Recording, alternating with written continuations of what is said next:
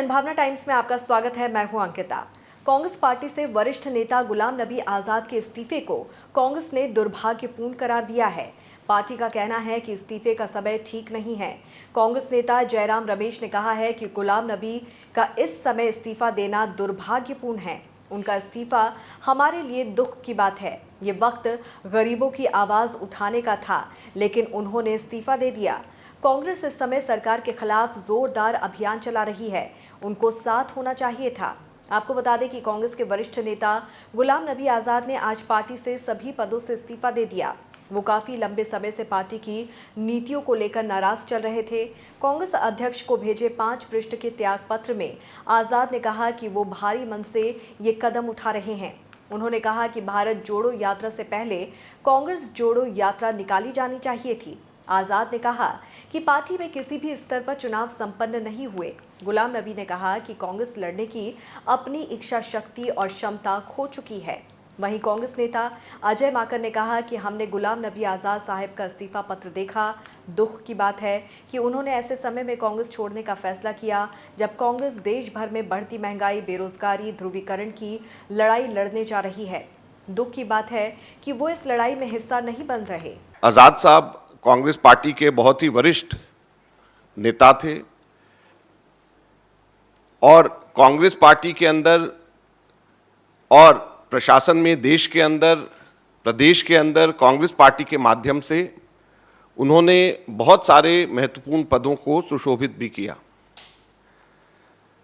लेकिन ये बड़े अत्यंत दुख की बात है कि एक ऐसे समय में जब कांग्रेस पार्टी राहुल गांधी जी के नेतृत्व में, हमारी अध्यक्षा श्रीमती सोनिया गांधी जी के नेतृत्व में पूरे की पूरी कांग्रेस पार्टी के कार्यकर्ता संगठन सड़क के ऊपर महंगाई, बेरोजगारी और ध्रुवीकरण के खिलाफ लड़ाई लड़ रहे हैं, दुख की बात यह है, अत्यंत दुख की बात यह है कि गुलाम नबी आजाद साहब ने ऐसे समय में कांग्रेस को छोड़ने का और इस लड़ाई के अंदर साथ छोड़ने का फैसला किया है।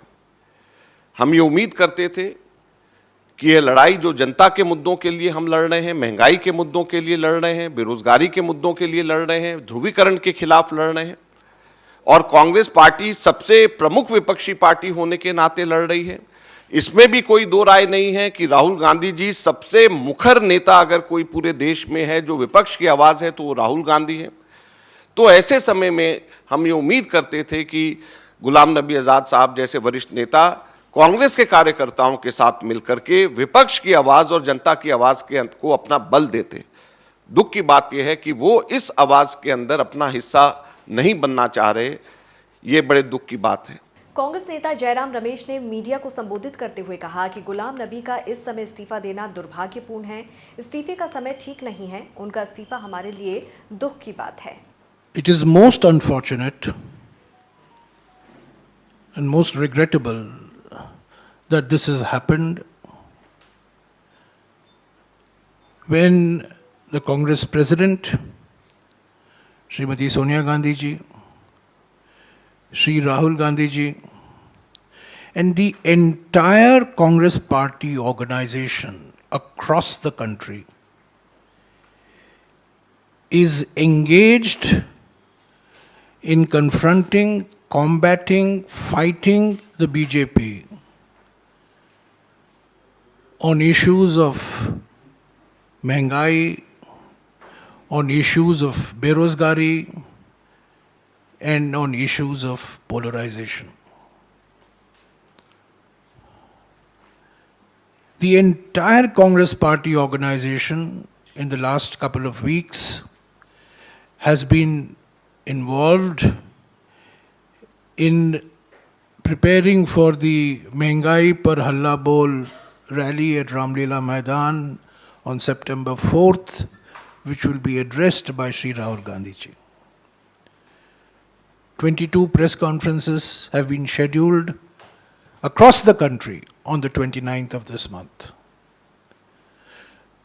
The Bharat Jodo Yatra launch will take place on the 7th of September from Kanyakumari. Finalization of that launch is also underway. And 32 press conferences have been scheduled across the country to project the message of the Bharat Jodo Yatra. So, at a time when every congressman and every congresswoman is involved in ensuring that the Mehngai Par Halla Bol rally will be a success, and every congressman and congresswoman wants to be a Bharat Yatri, wants to walk along with Sri Rahul Gandhi ji on this 3,500 kilometer long Bharat Jodo Yatra. It's most unfortunate, most regrettable that at this point of time, Ghulam Nabi Azad के इस्तीफे पर कांग्रेस नेता आनंद शर्मा ने कहा कि जाहिर है कि वो बहुत आहत हुए होंगे। इस स्थिति को आने से बचाई जा सकती थी और ये बात समय समय पर बताई भी गई। हम निरंतर कमज़ोर होते जा रहे हैं।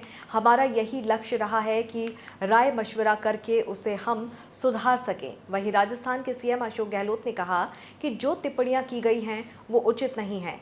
मैं खुद सदमे में हूं कि जो शख्स पिछले 42 साल से पार्टी में रहा और जिसे ज़िंदगी में सब कुछ मिला हो, वो आज ऐसे संदेश दे रहे हैं जो मेरे समझ के परे है। जम्मू कश्मीर के पूर्व मुख्यमंत्री फारूक अब्दुल्ला ने कहा कि इंदिरा गांधी जी के वक्त से गुलाम नबी आज़ाद इनर कैबिनेट के सदस्य थे, आज भी सोनिया गांधी के बहुत करीबी थे। ये बड़े अफसोस की बात है कि ऐसा क्या हो गया कि इन्हें इतना बड़ा फैसला लेना पड़ा। हाल ही में बीजेपी में आए कुलदीप बिश्नोई ने कहा कि ये कहना गलत नहीं होगा कि कांग्रेस आत्मविनाश आत्मघाती मोड में है। मेरा सुझाव है कि राहुल गांधी अपने अहंकार को अलग रखें। गुलाम नबी आज़ाद बीजेपी में आते हैं तो उनका स्वागत है। पार्टी मुझसे पूछे तो मैं उन्हें पार्टी में शामिल होने के लिए मना कर सकता हूँ।